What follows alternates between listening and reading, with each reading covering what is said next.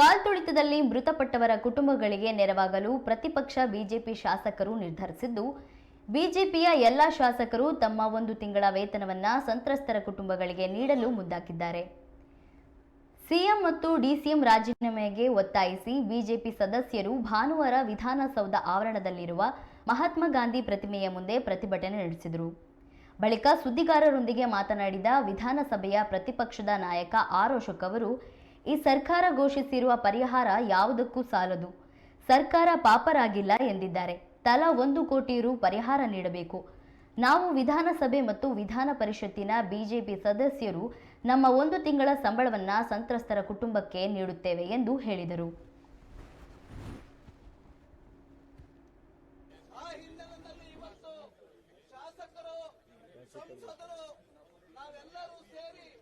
ಪ್ರತಿಭಟನೆಯನ್ನು ಮಾಡ್ತಾ ಇದ್ದೀವಿ. ಈ ಒಂದು ಪ್ರತಿಭಟನೆಯನ್ನು ಉದ್ದೇಶಿಸಿ ನಮ್ಮ ರಾಜ್ಯದ ಮಾಜಿ ಸಚಿವರು ಮತ್ತೆ ನಮ್ಮ ಮಲ್ಲೇಶ್ವರಂ ಶಾಸಕರು ಆಗಿರ್ತಕ್ಕಂಥ ಶ್ರೀಯುತ ಡಾಕ್ಟರ್ ಅಶ್ವಥ್ ನಾರಾಯಣ ಅವರು ಮಾತಾಡಬೇಕು ಅಂತ ವಿನಂತಿ ಮಾಡ್ತೇನೆ. ಸರ್ ಸ್ವಲ್ಪ ಮುಂದೆ ಬನ್ನಿ ಸರ್. ಸರ್ ಮುಂದೆ ಬನ್ನಿ ಸರ್.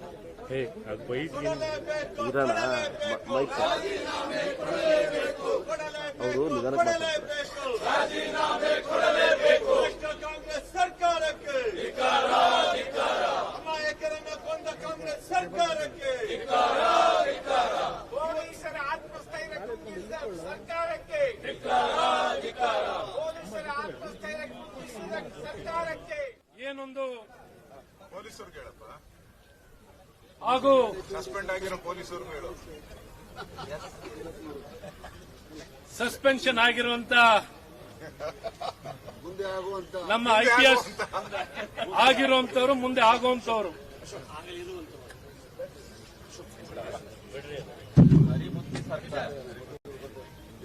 ಏನೊಂದು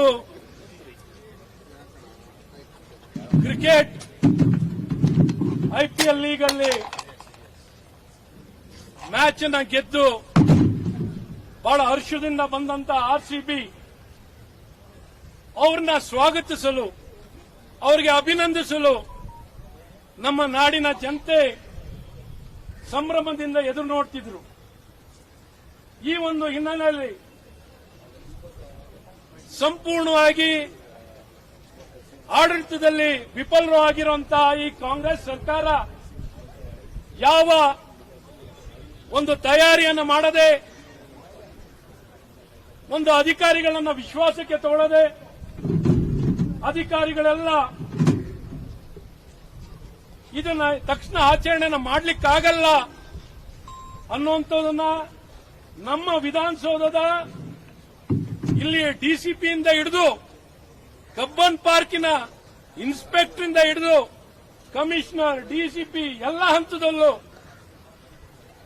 ಈ ಒಂದು ಸಂಭ್ರಮ ಮಾಡಲಿಕ್ಕಾಗಲ್ಲ, ಸೆಲೆಬ್ರೇಷನ್ ಮಾಡಲಿಕ್ಕಾಗಲ್ಲ ಅಂತ ಬಹಳ ಸ್ಪಷ್ಟವಾಗಿ ತಿಳಿಸಿದ್ರು ಸಹ ಈ ಕಾಂಗ್ರೆಸ್ ಸರ್ಕಾರ, ಸನ್ಮಾನ್ಯ ಮುಖ್ಯಮಂತ್ರಿಗಳು, ಉಪಮುಖ್ಯಮಂತ್ರಿಗಳು, ನಾನ್ ಮುಂದೆನಾ ನೀನ್ ಮುಂದೆನಾ, ಮುಖ್ಯಮಂತ್ರಿಗಳಿಗೆ ಟಕ್ಕರ್ ಕೊಡ್ಲಿಕ್ಕೆ ಉಪಮುಖ್ಯಮಂತ್ರಿಗಳಿಗೆ ಟಕ್ಕರ್ ಕೊಡ್ಲಿಕ್ಕೆ ಇವರಿಬ್ಬರು ಮಧ್ಯದಲ್ಲೂ